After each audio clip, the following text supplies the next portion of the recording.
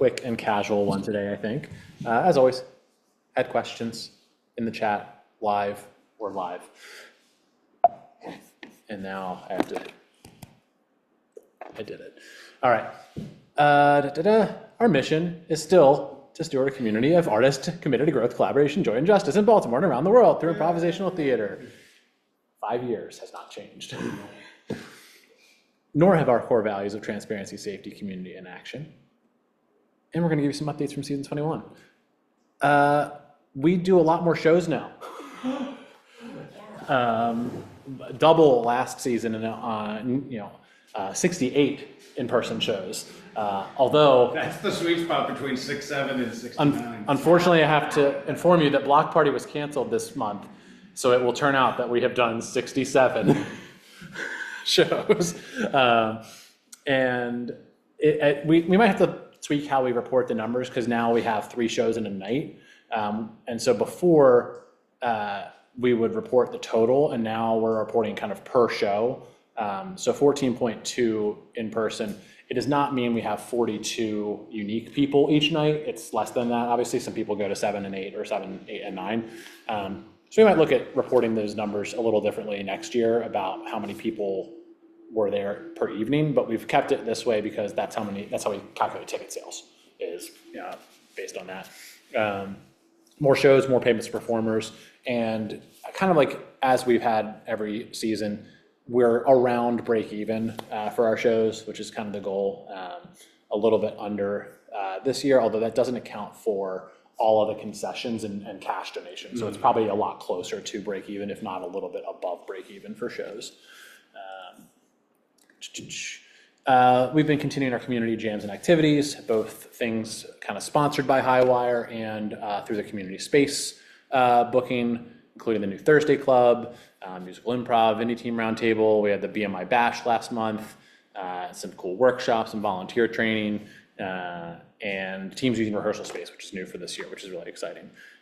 Seeing several of the student teams use rehearsal space, a lot more requests for that coming in for next season, which is good. Education, this is actually the full 2025 total because we don't have anything new starting after today. We had 64 total classes, including 27 free intro workshops, 20 multi-week classes, 70 workshops. We're now over 230 total students who have taken a class with us, which is cool. We had 14 extra credit shows this year, and we now have multiple student teams. I think 5? It'll be 5 next season. 5 next season. So 5 exist now, I would say, which is great. At a cool inflection point that we know of. Yeah, it's true. Some people could be not reporting their student teams, which is fine. It doesn't say you have to be transparent. Applied Improv has been continuing to go well. Really kind of an interesting shift this year in that we've had almost twice as many events, but they were about half as lucrative per event. We had a lot of smaller events this year. If you look at previous years, we would have a couple big tentpole ones, like we'd do something with like Hopkins or University of Maryland that was like $6,000. We'd have 6 facilitators go there. There were a lot more one-off events at like private schools, or we had a private birthday party here, and a lot of those were one person facilitating, so lower cost, but lower kind of per event sale. I'd love for that to go back up a little bit at least next year. 500 is probably, I'd love that to be at around 1,000. On the positive side though, the margin we made on those events was way better, by far the best ever. We made more money in profit than we did last year, despite having $8,000 fewer in revenue. So that's good. This is the up and to the right slide. Our numbers across all the social platforms continue to go up. The biggest one that was notable to me is our Eventbrite followers went up a lot in the last 2 months, like 500. Part of that is we're now running 3 shows a day here, including some free events. And so we're getting a lot of people getting into our mailing list through Eventbrite, which is really good. We do see a lot of people sign up for intro workshops or for shows, not show up, and then 3 months later, they actually eventually do come to event because they get on our weekly mailing list, which is nice. Just tagging on that, our unsubscribe number from our weekly emails is very low. Yeah. It's single digits each week. Yeah. Anywhere from like 3 to 7 or 8. So, I mean, people do, and it's a range. Some of them they signed up for an event and they unsubscribe to the first weekly email they get. Some of them are people who've been on our email list since 2021. Yep. So it's good to see that it is random, which is how you want that. You don't want people buying tickets and immediately unsubscribing. Yeah. And when they do immediately unsubscribe, it's for something like they supported a friend at a student showcase. Yeah. And they were supporting their friend. They're Yeah. not interested, which is fine. Yep. Or they moved. Yeah. Moved to we a do big get one. those. Reviews are still good. We want to try and still kind of figure out how to get more people to review us, especially on Google. I think that matters for people at some point. A slight aside here, but since we're talking about Eventbrite was acquired by a company called Bending Spoons. And you've never heard of this company because all they do is buy up like consumer tech companies and then jack up the prices. They recently bought Meetup like a year and a half ago and did the same. We're no longer using Meetup for that reason. So we're keeping an eye out. The transaction for that wouldn't go through until like middle of next year, so nothing will happen yet. But we are kind of actively looking around if, in case things go badly with Eventbrite, having some kind of backup solutions. Might trial a couple things next year in addition to Eventbrite. We don't want to move from Eventbrite. The fees are a little high, but the reach and the marketing is excellent. Like a lot of people find us through Eventbrite. So if we don't have to switch, we would not like to, but we may have to. We'll see. Year-to-date financials. This is by far the most money we've made and spent ever by like 2x. Obviously that's inflated by the construction work that we did and the grants that we got associated with that. But it's good to see this all balance out and for us to be basically just a tiny bit up on the year. The last money from the grants will still be reimbursed after our last rent payments for the year and when the sign goes up. Donations will not be $73,000 next year. We had obviously the large crowdfunding campaign that was about half of that. So we wouldn't expect to repeat that same amount next year, but it's still good to see.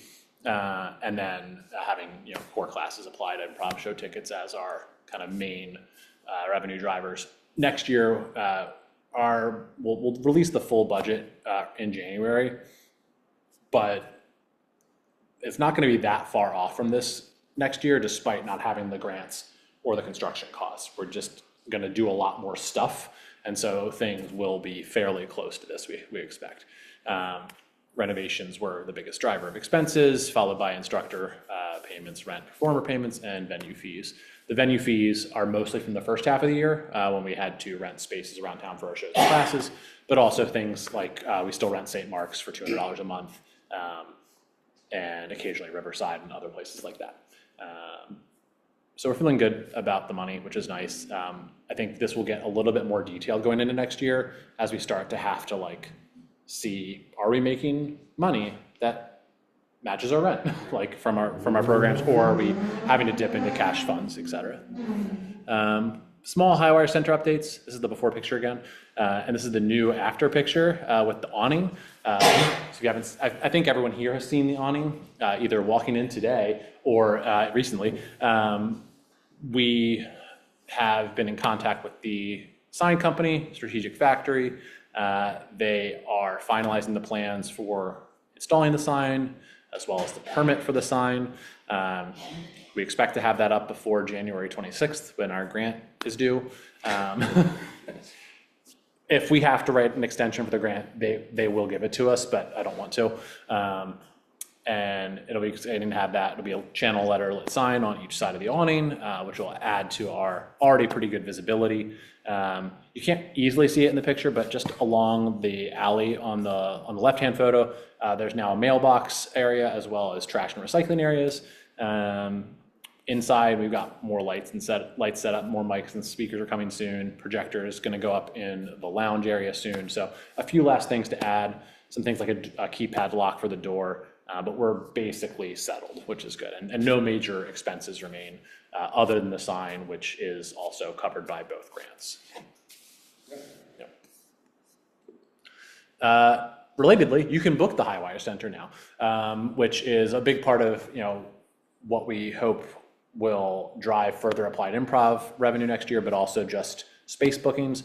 The space is not used heavily, 9 to 5 on weekdays, and we are on Peer Space. They take a big fee. So, but we know people search that, and so we want to be on there. We're going to have a dedicated website page for the bookings as well.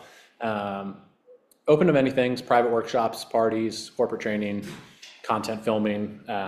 You can book directly through us, which is preferred, but we're also on Peer Space. So if you know people who want to run small events, especially things during the week, bridal shower, baby shower, graduation, that's great. I think the primary use case will be team offsites and corporate training events. Which we have at least one book for next month. Yes. We have a real estate team coming in to do an event with us, which is going to be great.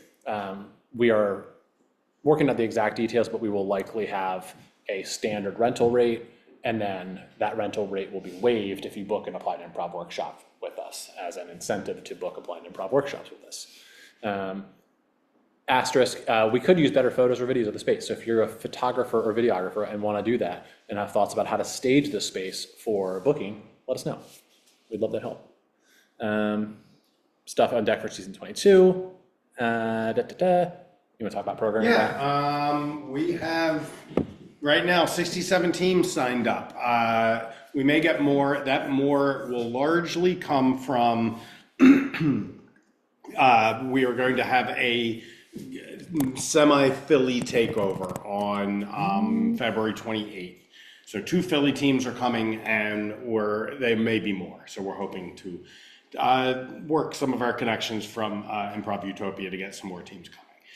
Special things coming up. We're going to have special programming on Valentine's Day. We'll be doing workshops that precede a show. So we'll be marketing a workshop for singles on the 13th and for couples on the 14th, and a show after that, all one price. So we're gonna make that work. And then we're bringing March Mayhem back here in the Highwire Center, which will be unhinged. If you don't know what it was like last year, it's just like a really long bit show / short form thing. Very fun.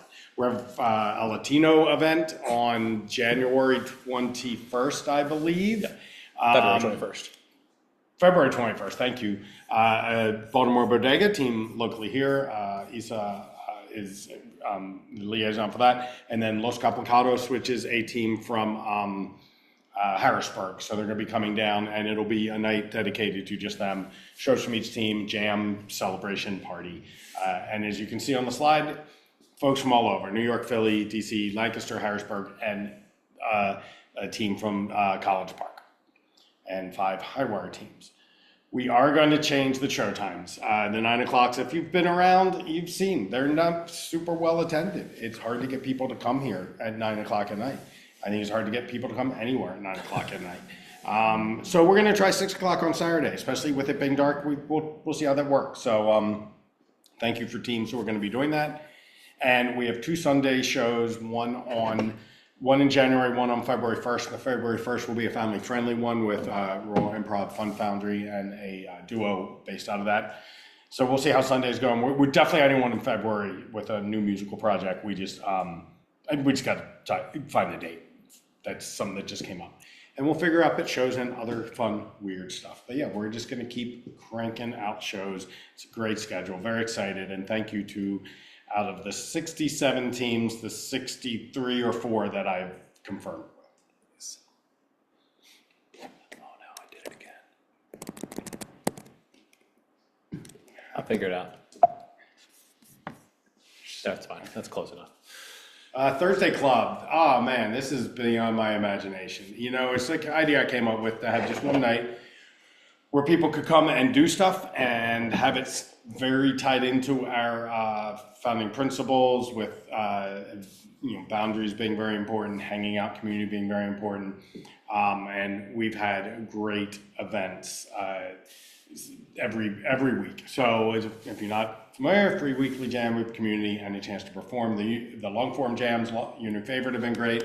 The short form, huge fun, have been very good. We're getting longtime improvisers. We're getting people coming in off the street. We had the sketch jam, which was our biggest one, and we had like 13 people here that night. We're finalizing the schedule I was working on today, so we'll have some really good stuff. And you will know that all 12 weeks of next season, there will be something here on Thursday night, and you can come to it. no matter who you are, come and have fun and hang out. And extra credit. So season 22, like I said, on the slide, at least 4 opportunities. That's what we have in the schedule now. They're in January and March. February is an interesting month with the Valentine's programming and the Latino celebration and just some other, and then the Phillies people coming in. There's just fewer opportunities, and we had so many submissions. So we will hopefully have some extra credits that we add in as teams become unavailable, or if we add some Sunday things. We're also going to try and keep them consistent. Friday, there'll be the first show of the night. Saturday, there'll be the last show of the night. So Fridays at 7, Saturdays at 8 on the weeks they are scheduled. And a teacher who's not performing will warm up the team and provide notes. That'll be Kristen at least the first 3. She is performing the night of the 4th extra credit, so it might be me, might be somebody else. We don't want the person who is leading things to be splitting their brain and their energy. So, and we have had people asking about notes and stuff like that, so we will incorporate that, and we'll get the form up. Now that I just confirmed everything, Kristen, today, so we'll get the form ups. And something that extends beyond extra credit and Thursday Club is coming. It's coming. It just needs to be finalized. Stay tuned. Yes. More chances to get on stage and perform. Yes. Kind of wrapping up here, as we look into season 22, organizational priorities right now are make sure operations here are break even with respect to rent. We do have our first grant for next year already in the books, which is the Maryland State Arts Council Generated Operating Support Grant. So that's nice. It's at least 1 full month of rent that we don't have to worry about. And we'll be doing new board member onboarding. We're again through the last stages of that process now. We'll be alongside that expanding the volunteer support infrastructure, trying to get a few committees off the ground. Those remaining space improvements I mentioned, continuing to engage with the neighborhood and the businesses here. And we've got a lot of other grant applications kind of in the works. Now that we have a space, there are certain grants that are a little bit more accessible to us, and some of the bigger foundations as well, now that we have been around for 5 years. So that's a big thing for us. We definitely goal is we'd love for at least half of our rent next year to be funded by grants. Not because we have to, but because we want kind of that multi-income stream approach in case things in any other part of the world change again. To that end, next community meeting, we'll have one in January. Expect us to, with that being kind of the full end of 2025, we'll have our 2025 impact report, which is both good to share what we're doing with the community, but also is a good donation and fundraising tool that's in the works now. We'll have our 2026 budget and strategic overview and introduction of new board members, which is exciting. And you can get involved by volunteering. I think everyone on this call knows about that. But if you're looking at this video online later, you can volunteer at events like hosting shows, front of house, in-person or online tech. And there will be volunteer training scheduled again. I didn't add it on here yet, but there's a QR code to sign up for the volunteering. And it goes beyond, we say it every time, and it's just always important. You don't have to do the whole night. If you can just help out front of house for an hour, that helps. Everything helps.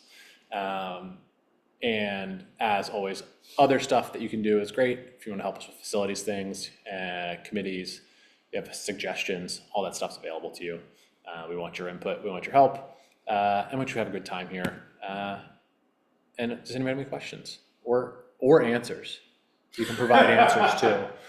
We'll give you the question, like Jeopardy. That's for Corey. Corey's not going to watch this.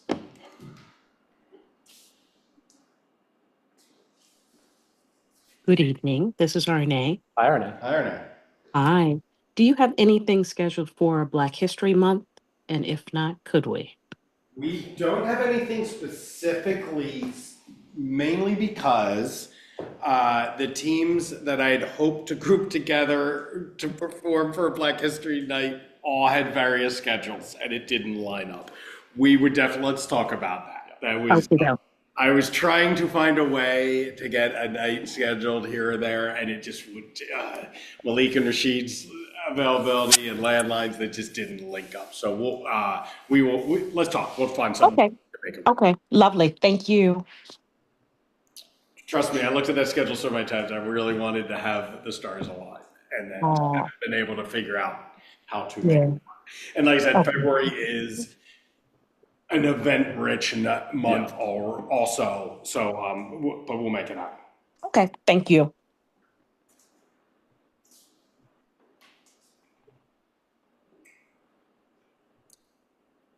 I see you've unmuted Jess.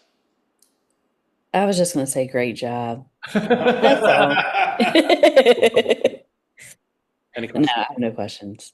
It's very thorough as usual. Cool. Awesome. Way to show me up, Jess. Great job, No, guys. you had a Great great job. question. Good question. Yeah, But I was raised better. Great job, guys. Excellent information, well presented, Oh, boy. clear and concise. And do you have anything planned for Black History Month? Thanks for already answering. So the presentation was not thrown together in a day and finished an hour. Awesome.